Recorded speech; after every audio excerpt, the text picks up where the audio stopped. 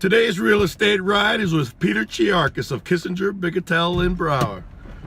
Pete, what's up, man? Always sharp dressed. You never disappoint. How you doing, man? Good, pal. How are you? So how's your 2017 starting out?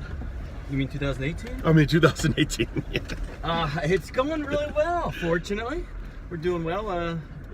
I tell you, it's crazy out there. That's for sure. Anything in that $200,000 to $400,000 price point. The inventory, and that's not just in State College. That's moving. like a national thing, right? It is national. That you're getting like 3 and 4 offers on a property, and well, it's definitely a seller's market there. So they're selling their houses for more than they probably expected, huh? It definitely is a very, very strong seller's market. And out of the 5, 6, 7 that I've seen so far for the year, we've seen multiple offers on 90% of them, and going over asking price. So I mean, it's tight out there. So how are you advising? I'm a buyer looking at a house in that range. How are you advising them?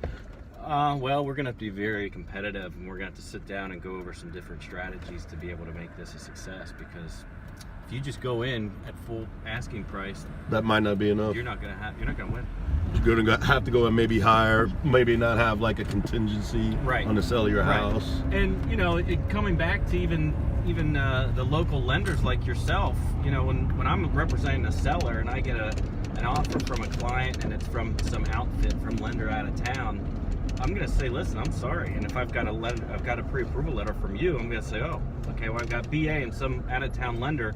Stay local when you go and shop lenders. And you say that because, like, what's the important piece to that? Well, I think the important piece is that you are knowledgeable enough and you know the local market, whereas a quicken from out of town or whatever, especially if it's a condo or townhome and they don't know the different ratios of investor to owner occupants, that deal's falling apart. Right. Yeah. So yeah.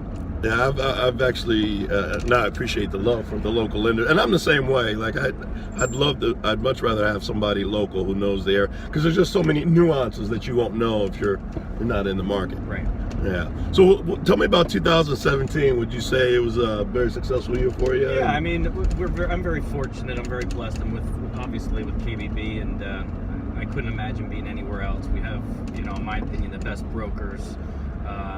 The best sales manager that I know of, and the best agent. So, that being put together, we've got something that's dynamic, a little different than a normal real estate agency where we all help one another and want everybody to succeed. How long have you been in the business? This is my 19th year, believe it or not. And when you got in, what were some of your big challenges? Well, I see new agents come in every day. Well, when I graduate from Penn State here, obviously. We are. And I graduated, met my wife here at school and stayed, and I didn't know a soul, man. So it was hard. And for new agents coming in that don't know anybody, I always say, listen, Rome obviously wasn't built in a day. It takes a long time to become successful and established. But the only thing that I really have to say that makes any sense for new agents is that just get in front of somebody every day, bring them value, and see what you can do to help. Yeah, well, you're obviously one of the most successful agents in this area, and working with you enough, I know you have systems. Like, if you're a new agent, like, what is the one thing you would tell them, hey, this should be one of your daily disciplines? Daily discipline, number 1, pick up the phone and make calls. Don't be no call reluctance. There's no such thing as a secret agent in the real estate business. Right. Yeah, no. Especially I always tell my sellers this, when you work with me, the first thing every morning from 8:30 to 11:30, I'm on the phone making calls, trying to procure a buyer for your home, whether I'm networking with other agents or different people in your neighborhood. My goal is to get your home sold, and we'll do what it takes. Right. So that brings up another. I'm always curious about this. Obviously you do a lot of listings, and when you're having that listing appointment, and oftentimes the seller, because they're emotionally attached to their house, they may think that the house is worth more than it probably is going to go for. Now that's not happening in 250 to 400 range, but in those other ranges, how do you have that conversation with them and manage expectations? Well, it's funny because I don't know if I've ever met a seller who thinks the house is worth less.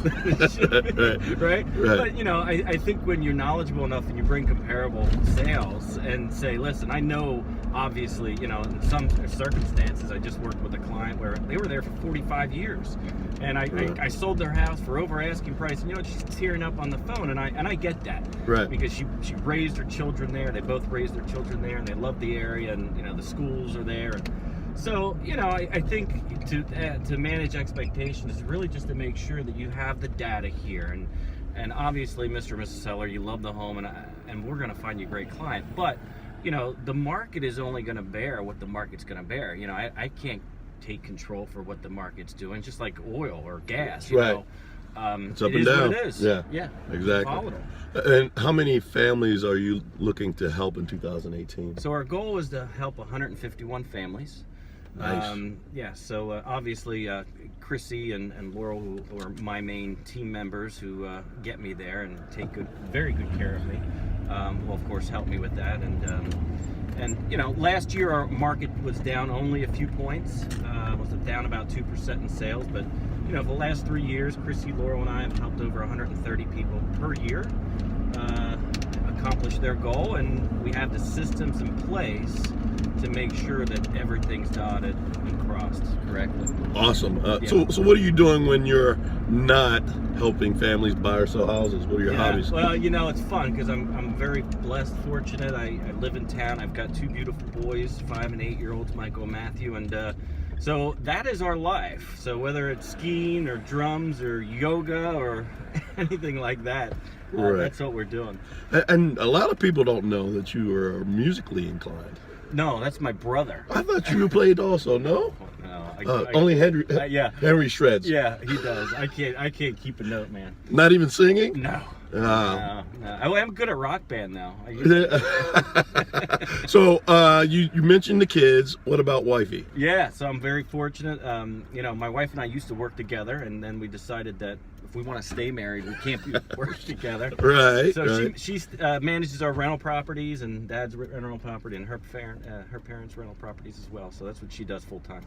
Now there's another topic, just investing in real estate. What's your, obviously you're doing it and you're doing it successfully. What are some of the keys to that? Like maybe to the amateur real estate investor, what are the things they should be looking for? Well, it is very difficult in this town to break into because of the values, and everybody throws around cap rates, and I want a 7 cap, and in State College you can't find a 7 cap. I mean, it just doesn't exist. So at the end of the day, what I look at is okay, how much are we gonna, what's gonna be our rate of return, as well as what do we see, what's projecting, and ever since I've been in State College for whatever the last 19 years, I've never seen the values of investment properties drop once. So there is always that secure, thankfully, rate of increase in right. Well, and that's why they call it Happy Valley, because even during the worst of times, there's never really depreciation in this area, right? No, none at all. Now you talk about cap rates, so an amateur investor, they might not even know what that is.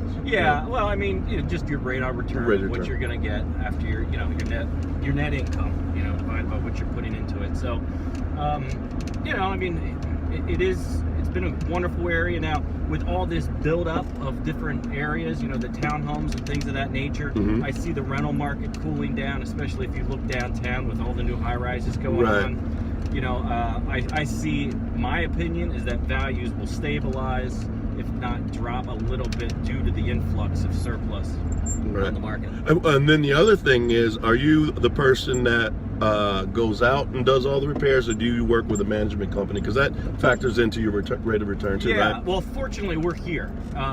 So we do our own, Anita does her own, manage of the properties, and then we have our own handy people to be able to do that. If you're obviously not here, you need a good management company, Associated Realty. They're wonderful to work with, and they'll take everything. So if you're from Wisconsin and your child left and now you want to rent it, they'll be like, grab it, and take care of it. Right. Well, if someone wants to utilize your services, whether it's buying or selling their home or looking for investment properties, how do they get in contact with you? Yeah, absolutely. Feel free to reach out anytime. I mean, my cell, 571-8204. Feel free to give me a buzz there. Send me an email, obviously. Chiarkas@comcast.net. All right. Well, what I'll do is I'll also, at the end of this video, I'll put all your contact information up so people can get in touch with you. And I appreciate all the knowledge, and I appreciate you letting me inhabit your space for a little bit. Absolutely. And best of luck in 2018. Thank you. You too, pal. All righty. Take care.